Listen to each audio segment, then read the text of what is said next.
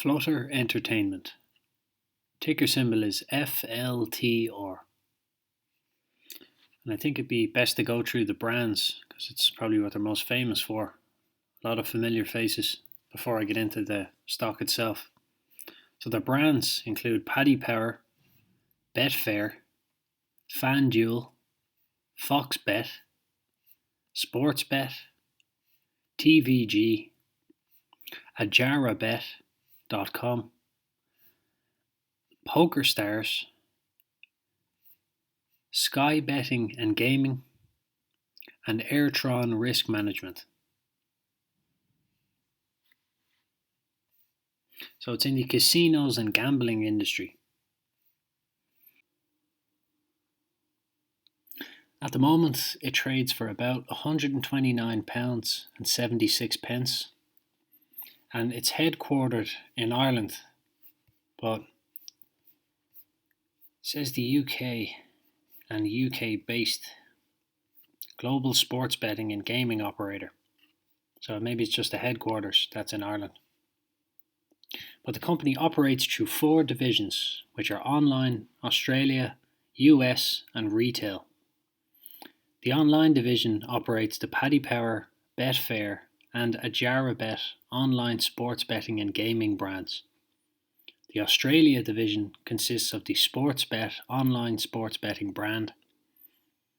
The US division operates as Fanduel Group and operates the Fanduel Sportsbook and Daily Fantasy Sports brands, the TVG Broadcasting and Deposit Wagering Network, and the Betfair online casino in New Jersey. There's also the retail division, which operates over 620 Paddy Power retail betting shops across the UK and Ireland. And at home in Ireland, there's a Paddy Power in pretty much every town, all over the place. I haven't been there to live in a couple of years, but I'm moving back on Friday, so I'll see how many are still standing or if there's even more. But at the moment, the dividend yield is not great. It's about 0.5%, and it pays a dividend twice a year, but I have not received one yet. I haven't held them for that long. Its current market cap is £25 billion. Has a PE ratio of 75, closer to 76. Has a revenue of £4.41 billion, and earnings per share of £1.88 per share. Its quarterly profit margin is negative 3%, and annually is about 1%. Its quarterly debt to assets 35.8%, and annually is about the same, 35.5%.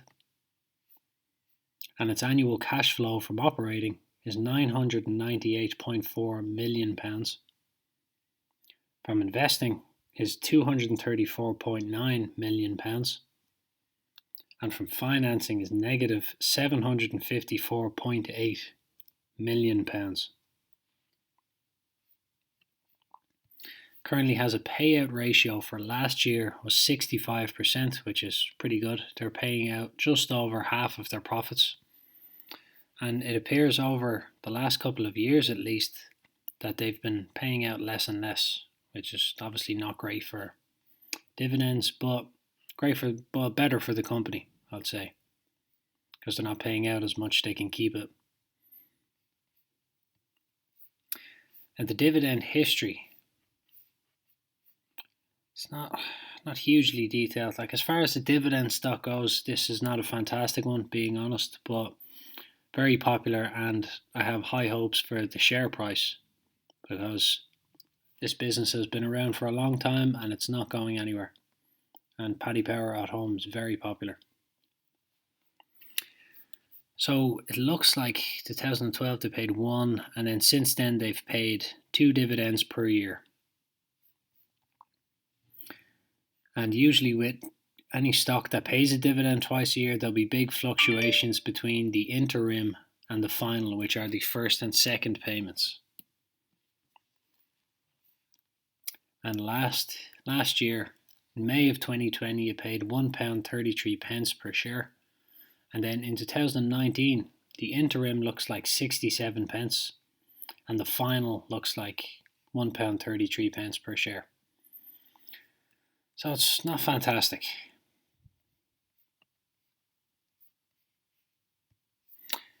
The long-term history, though, is quite interesting.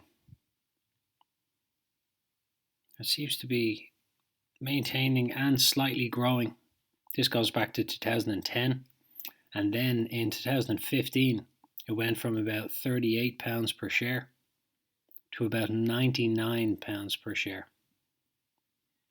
Then a bit of a downtrend from 2016 to about 2019, but then since 2019 has been on a pretty consistent uptrend, and where we are at the moment, in my opinion, looks like a good price to get in. But there's no way of knowing, of course. It's entirely up to you. And if you're purely a dividend investor, this isn't by any means a fantastic dividend stock. It's more growth than dividends. Its 52-week high is £171.30, and its 52-week low is £117. And at the moment we're at £130, so smack bang in the middle. So it is important to keep in mind that given the year that we all had last year, probably not a lot of sports going on. And I remember, now I don't follow sports at all myself really, but I remember seeing, if I'd go out for a drink or something, I would see football on TV, empty stadiums. However, once the games are still going, any kind of matches or even horse racing, dog racing, I think you can even go into Paddy Power and bet whether or not it's going to snow at Christmas time in Ireland. Now, it's not purely sports related, but I would imagine when everything picks back up, there's going to be a lot of people that will be spending a lot of time that they've missed last year back in Paddy Power, and also the online side of it probably boomed. Now, while the sports themselves were all closed down, as I said, they can bet on all kinds of things.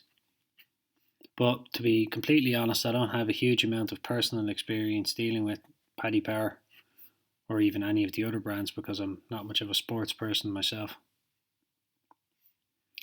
So it's an interesting one. If you're a purely dividend investor, it's probably not very appealing, but the potential for growth is huge. But that's all for this one. And I hope that this was interesting and also useful.